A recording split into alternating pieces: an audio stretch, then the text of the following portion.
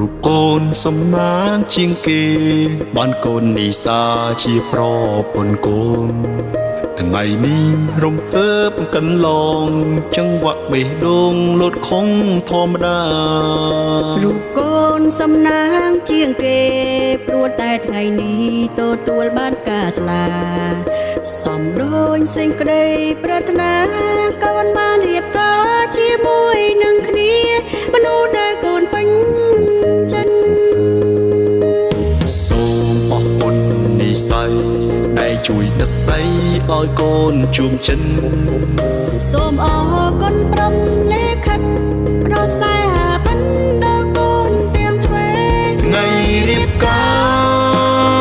រសន្យានឹងមេឃដីធ្វើឲ្យកូន